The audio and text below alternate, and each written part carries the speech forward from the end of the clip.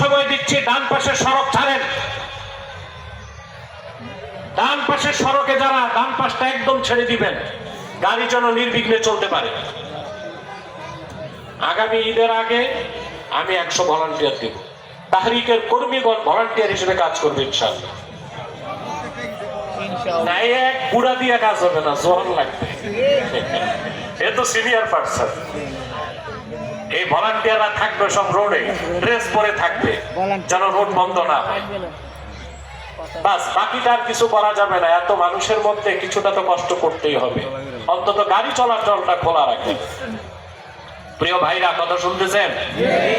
1 মাস ব্যাপী আল্লাহ রোজা দিচ্ছেন কেন? তাকওয়া। কিসের জন্য?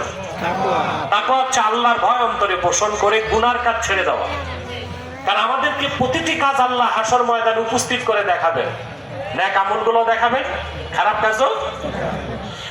আল্লাহ রাব্বুল আলামিন বলেন, ইয়াউমা তাজিদু কুল্লু নাফসিন মা আমিলাত মিন খাইরিন মুহতারা ওয়া মা আমিলাত মিন সু তাওয়াদ্দু লাউ আন্না বাইনাহা ওয়া বাইনাহু আমাদান বাঈদা। আল্লাহ রাব্বুল আলামিন বলেন, কাল কিয়ামতের দিন প্রত্যেকটি মানুষ পৃথিবীতে যে ভালো কাজ করছে তা সে দেখবে, আর খারাপ কাজ যা করছে তাও দেখবে। পৃথিবীতে মানুষ অনেক গুনার কাজ করে, তার স্ত্রী টের পায় না।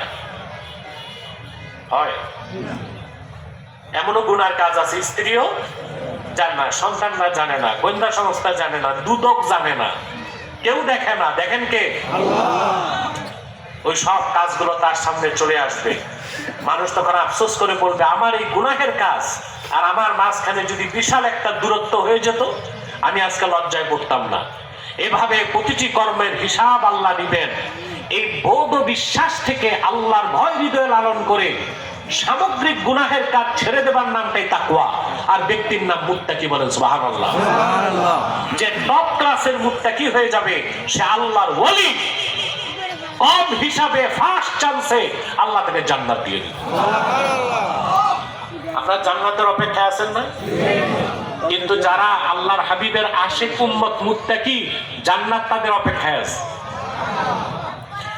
সাধারণ মুসলমান জান্নাতের দিকে দৌড়াবে, আর যারা মুত্তাকি জান্নাত তাদের দিকে চলে আসবে। আল্লাহ পাক বলেন, ওয়া উজলিফাতিল জান্নাতু লিল মুত্তাকিনা গায়রা বাঈদ। আই কুররিবাতিল জান্নাতু লিল মুত্তাকিনা গায়রা বাঈদ। কাল কিয়ামতের দিন মুত্তাকি, ঈমানদার, সৎ কর্মশীল, চরিত্রবান মুমিন মুসলমানের জন্য জান্নাত নিকটবর্তী হয়ে যাবে। জান্নাত আর ওই রকম মুসলমানের মাঝখানে গায়রা বাঈদ, জিরো ডিস্টেন্স, কোনো দূরত্ব থাকবে না। তারা হিসাব দিবে আর জান্নাতে পা রাখবে। বলেন সুবহানাল্লাহ। এটার জন্য তাকওয়া লাগবে। কি লাগবে? আমরা তো তাকওয়া বুঝি না, মনে করি দাড়ি আছে, টুপি আছে, জুব্বা আছে, তসবিহ আছে, তাকওয়া হয়ে গেছে নাকি? দাড়ি টুপি জুব্বায় তাকওয়া? এই দাড়ি টুপি জুব্বা করতে, এটা হচ্ছে লেবাস। এটা কি? লেবাসুত তাকওয়া। এটা লাগবে, এটা ইউনিফর্ম। কিন্তু আগে তো চাকরি, আগে কি? তাকওয়া হচ্ছে হৃদয়ে। তাকওয়া কোথায়? অতএব 1 মাস ব্যাপী রোজা আমাদের প্রশিক্ষণ দিয়েছে তাকওয়া। কিসের? বাকি 11 মাস এই তাকওয়া ভিত্তিক জীবন যাপন করলেই 1 মাসের রোজাটা সার্থক হবে। বাকি 11 মাস আমরা আল্লাহর ওলি হিসেবে জীবন যাপন করতে পারবো। বলেন সুবহানাল্লাহ। এখন 1 মাসের যে তাকওয়া শিখছেন না? আপনারা তো তাকওয়া শিখছেন।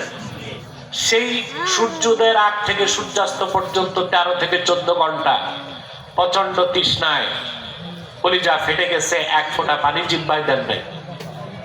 বাহারি ইফতার নিয়ে বসেছেন, নির্ধারিত সময়ের 1 সেকেন্ড আগে বুট, মুড়ি, ফল ফলা দিতে হাত দিতে পারেন নাই। কার ভয়তে? আপনি যদি দরজা বন্ধ করে বদ্ধ ঘরে পানি পান করতেন, দুনিয়ার কেউ দেখতো না। চুপে চুপে পানাহার করলে কেউ দেখতো না। কেন করলেন না? কার ভয়তে? এটাই তাকওয়া। এটাই কি? এই শিক্ষাটা বাস্তবায়ন করতে হবে বাকি 11 মাস। যে কোনো কাজ করার আগে চিন্তা করতে হবে কে দেখতেছেন। জোরে বলেন। এই বোধ ও বিশ্বাস যখন অন্তরে থাকবে তখন সে ব্যক্তি মুত্তাকি হয়ে যায়। তাকে পাহারা দিতে পুলিশ লাগে না, আর্মি লাগে না, দুদক লাগে না। সে সেলফ ডিফেন্স, নিজেকেই সে রক্ষা করে গুনাহ থেকে। বলেন সুবহানাল্লাহ।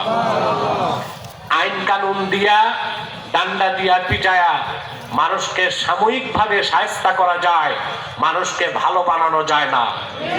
তাকওয়া দিয়েই মানুষকে ভালো বানানো যায়। তাকওয়ার মাধ্যমেই মানুষ উন্নত চরিত্র লালন করতে পারে। ঠিক কিনা বলেন? এটা বিশ্বাস করেন? কথা বলেন।